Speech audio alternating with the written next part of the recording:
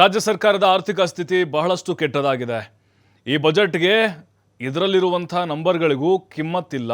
ಹಾವೇರಿಯಲ್ಲಿ ಮಾಜಿ ಸಿಎಂ ಬೊಮ್ಮಾಯಿ ಟೀಕೆ ಮಾಡಿದ್ದಾರೆ ಬಜೆಟ್ ಬಗ್ಗೆ.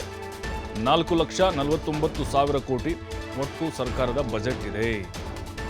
3,40,000 ಕೋಟಿ ಸರ್ಕಾರದ ಬದ್ಧವಾದ ಖರ್ಚುಗಳಿದ್ದಾವೆ. ವರ್ಷವಿಡೀ ತೆರಿಗೆಗಳನ್ನು ಹೆಚ್ಚಳ ಮಾಡ್ತಾ ಬರ್ತಾ ಇದ್ದಾರೆ. ರಾಜ್ಯದ ಅಭಿವೃದ್ಧಿಗೆ ಮತ್ತೆ ಹಣದ ಕೊರತೆ ಉದ್ಭವವಾಗುತ್ತೆ.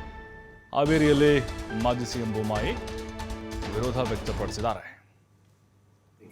ಹಣಕಾಸಿನ ವಿಚಾರದಲ್ಲಿ ಸುಳ್ಳು ಹೇಳಿ ದಾರಿ ತಪ್ಪಿಸ್ತಾ ಇದ್ದಾರೆ.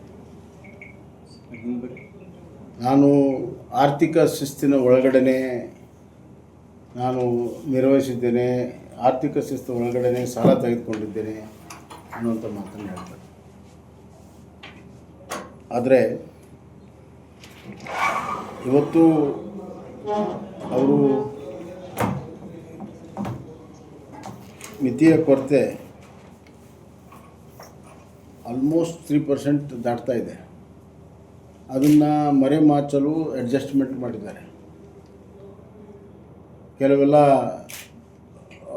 ಫಿಸಿಕಲ್ ಬಾರೋಯಿಂಗ್ಸನ್ನೆಲ್ಲ ಮೇನ್ ಇದಕ್ಕೆ ತಂದಿಲ್ಲ, ಬಜೆಟಲ್ಲಿ ತಂದಿಲ್ಲ. ಮಿತಿಯ ಕೊರತೆ GSTP 25% ಒಳಗಡೆ ಇರಬೇಕು ಅಂತಿದೆ. ಅದನ್ನು 24.94 ಅಂತ ತೋರಿಸಿದ್ದಾರೆ. ಅಂದರೆ 0.6 ಅಷ್ಟೇ ಉಳಿದಿದೆ ಅಂತ. ಆದರೆ ಆ್ಯಕ್ಚುಲಿ ಲಾಸ್ಟ್ ವರ್ಷವೇ 25 ದಾಟಿದೆ, ಈ ವರ್ಷಂತೂ ದಾಟಿದೆ. ರಿಸರ್ವ್ ಬ್ಯಾಂಕಿನ ಹಲವಾರು ಲೋನುಗಳನ್ನು ಇಲ್ಲಿ ಅಕೌಂಟಿಗೆ ತೆಗೆದುಕೊಳ್ಳದೆ ಸುಮಾರು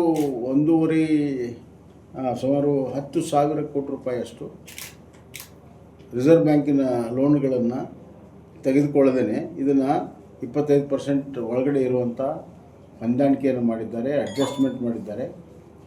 ಇದು ಜನರಿಗೆ ದಾರಿ ತಪ್ಪಿಸ್ತಾ ಇದ್ದಾರೆ ಮತ್ತು ಆರ್ಥಿಕ ಸ್ಥಿತಿ ಭಾಳ ಕೆಟ್ಟದಾಗಿದೆ. ಈಗ ಅವರು 4,49,000 ಕೋಟಿ ಒಟ್ಟು ಬಜೆಟ್ ಇದೆ ಅವರು. ಅದರಲ್ಲಿ 3,40,000 ಕೋಟಿ ಕಮಿಟೆಡ್ ಎಕ್ಸ್ಪೆಂಡಿಚರ್ ಇದೆ.